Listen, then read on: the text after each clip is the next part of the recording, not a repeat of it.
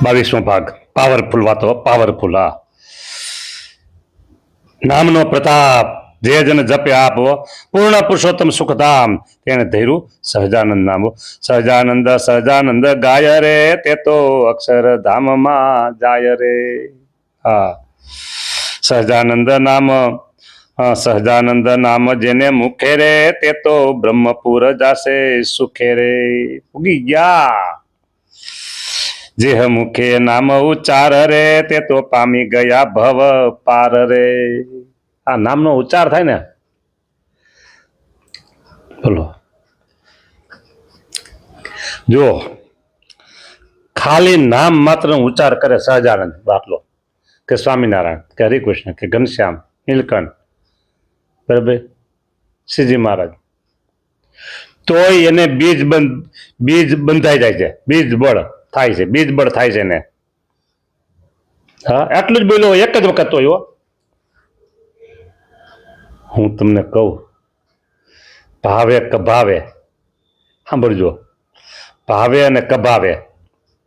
હો, મારી થોડીક ઉદારતાની વાતો છે કે તમે હવડું લેજો, હવડું નહીં લેતા. પૃથ્વીમાં બીજ પડે, ઊંધું પડે, ખવડું પડે, સીધું પડે, બરાબર. ખેડૂત દંતારથી વાવતા હોય, અત્યારે મશીન થઈ ગઈ છે, છતાં હશે મશીન દંતારથી વાવવાનું, જે બળદથી, અથવા તો છાંટતા હોય, અમુક બિયારણ છાંટવાનું હોય, રજકો છે વગેરે, બરાબર, જુવાર છે, બરાબર, બાજરી વાવી હોય ઉનાળામાં બળદ ખવડાવવા માટે, બધું છાંટવાનું હોય. હા, તેમાં બીજ બધે હવરાજ પડે, ઉપર કોટો એમ, બસ, બરાબર. તુલસીદાસજી કીધું ભાવે કભાવ ગમે તમે લ્યો તો આમ, બસ. હવે મારે વાત કરવી છે કે આજે મીડિયા, પ્રિન્ટ મીડિયા અને આ શું કહેવાય ઇલેક્ટ્રોનિક મીડિયા, એ ઘણા લોકો એવા હોય સ્વામિનારાયણ વગોવા માટે બધું છાપતા હોય, અને ઘણા લોકો સહજતાથી છાપતા હોય, અને ઘણા સમાચાર સંપ્રદાયના કાર્યો બિરદાવવા માટેના હોય, પ્રશંસાના જે કાર્યો થયા હોય એ બિરદાવવા માટે ન્યૂઝ મીડિયા અને પ્રિન્ટ મીડિયા એમાં બધે આવતું હોય. શું લખે? સ્વામિનારાયણ મંદિર, કે સ્વામિનારાયણ ગુરુકુળ, કે સ્વામિનારાયણ સંપ્રદાય. સ્વામિનારાયણ લખવું પડે ને, સ્વામિનારાયણ આટલા વાળા, કે સ્વામિનારાયણ સાધુ, કે સ્વામિનારાયણ હરિભગત, કે સ્વામિનારાયણ ફલાણા ફલાણા, એ લખવું પડે ને. અને પછી લોકો સાંભળે અને વાંચે. કેટલા જીવો, બોલો, સ્વામિનારાયણનું નામ લઈ લે, જાણતા અજાણતા, ભાવે કભાવે, એ બધાયનું બીજબળ થાય. આ પાવરફુલ એ બધાને બીજબળ થાય અને સત્સંગમાં આવશો. આ જન્મે, બીજા જન્મે, ત્રીજા જન્મે આવશે એ પાકું.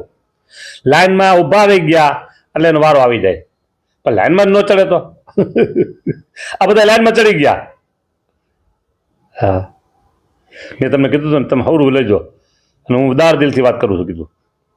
હા, જો બે ત્રણ દ્રષ્ટાંત દઉં. અજાણતા ઝેરના એક કે બે ટીપા, બોલો, પાણી કે દૂધ કે કોઈ પણ લિક્વિડ કે ગમે તે રીતે પેટમાં ગયા, ખોરાક સાથે કોઈ પણ રીતે, એનો ભાવ ભજવે કે ન ભજવે. એક અજાણતા ઘરના ચૂલામાંથી, એક સગડીમાંથી કોલસો હળગતો હોય અને અજાણતા આપણો પગમાંથી આવી ગયો તો, બોલો શું થાય? સમજી ગયા ને? અજાણતા છો અને ઘરનો છે, આ ઘરનો કોળસો છે સળગતો, ને અજાણતા એવો છે માટે એને દજાવો નથી, એમ કોળસો કહે. ગેસના ચૂલા, કાંઈક વસ્તુ રહી ગઈ ચૂલા ઉપર કે તપેલામાં કે ગમે તે રહી ગઈ અને તાવી થોડો એક ચમચો છે કે હાણસી કાંઈક અને લાલ ચોળ થઈ ગયા હોય, દેખાતા ન હોય લાલ ચોળ, એકદમ ધગી ગયા હોય, બરાબર. તપેલી છે કાંઈક છે અને ઉપાડો જાય, એને કંઈક ખબર નથી, ઉપાડો જાય તો શું થાય? આ તો અનુભવની વાત છે બાપા, એટલે તમને કહું છું, બરાબર. ઝેર છે, અગ્નિ છે, કે આ તપેલા પાત્રો વાસણ છે કોઈ પણ, અને આપણે અવચિતાના અજાણતા ઘરના માનીને અડી જાય છે તો એનો ભાવ ભજવે છે. જળ વસ્તુ છે, બરાબર, અચેતન વસ્તુ છે, તો એનો ભાવ ભજવે છે. તો મારા પુરુષોત્તમ નારાયણ કેમનો ભાવ ભજવે? જાણતા અજાણતા કોઈ સ્વામિનારાયણ નામ લેશે, ગુનાહિત માણસોના સમાચાર પ્રકાશિત થતા હોય એમાં સ્વામિનારાયણ લખ્યું હોય, બરાબર, એ વાંચે કે સાંભળે તો એનું કલ્યાણમાં એનો નંબર લાગી ગયો, વારો આવી ગયો. વાલા, હા વાલા વાલા હરિભક્તો સાંભળો, જો આ પુરુષોત્તમ પાવર બોલો. જ્યારે એનું ભાવ ભજવે છે તો પછી પુરુષોત્તમ નારાયણ કેમ ન ભગવે? એટલે કે છે સહજાનંદ ગાય રે તે તો અક્ષરધામમાં જાય, સહજાનંદ નામ જેને મુખે રે તે તો બ્રહ્મપુર એટલે અક્ષરધામ જશે સુખે રે, દેહ મુખે નામ ઉચ્ચાર રે તે તો પામી ગયા ભવ પાર રે. સહજાનંદ નામ સમરતા રે નથી પરિશ્રમ પાર ઉતરતા રે, સહજાનંદ નામ જે વદન રે તે તો પહોંચ્યા બ્રહ્મ સદન અક્ષરધામ. બોલો. સહજાનંદ ગાતા રે નથી કઠણ એને ધામ જાતા. બિલકુલ કઠણ નહીં, હે બિલકુલ કઠણ નહીં. હા, તપે કરી તપી ખપી જાય રે તો પણ એ ધામે ન જવાય રે. તપે કરીને તપી ખપી જાય પણ તો એ ધામે ન જાય. બોલો, તપી ખપી જાય પણ એ ધામ ન પમાય, આવી વાતો છે. બોલો, હું તમને કહું, ભગવાનનો આશરો મૂકી અને કોઈ ગમે એટલી તપશ્ચર્યાઓ કરે, ગમે એટલા સાધનો કરે, હે ભગવાનનો આશરો મૂકીને બોલો એ ધામે ન જાય બાપા. કોણ કેવી રીતે તપ કરે છે એ બોલવું નથી અત્યારે. કારણ એટલું છે ન બોલવાનું કે કોઈકને લાગુ પડે તો એવી રીતે તપ બહુ કરતા હોય, પરોક્ષમાં છે તો સત્સંગમાં છે, તો કે તમે અમને કેમ ભોગવો છો?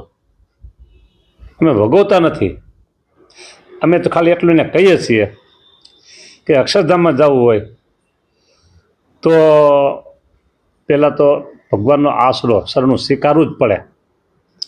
કોઈ પણ ભગવાનના ધામમાં જવું હોય તો બરાબર, આશરો બળવાન છે એ રાખવો પડે. લ્યો, એટલે આપણે પુરુષોત્તમનો આશરો છે ને એ આપણા માટે સારામાં સારું એક મોટામાં મોટું જમા પાસું છે. હા, આવી વાતો ક્યાં મળે કયો? તમે મોટા મોટા જેલા શોરૂમ હોય ને જાઓ ને તોય ન મળે. હા, મોટા મોટા અત્યારે છે ને વિદેશોમાં એક સ્ટોરમાં તમે જાઓ એટલે દુનિયાની વસ્તુ તમને ત્યાંથી મળી જાય. આવા મોટા મોટા વીઘાઓમાં એકરોમાં હોય છે, પણ ત્યાં આ વાત મળે, આત્યંતિક કલ્યાણની વાત મળે, સસ્તી વાત મળે, મોક્ષની વાત મળે, એ ન મળે. એ તો પુરુષોત્તમની પેઢી અહીંયા મળે, બીજી કંઈ ન મળે. લ્યો, આજે કથા છે ને ટૂંકાવી દીધી છે, અહીં રાખું છું. જય સ્વામિનારાયણ.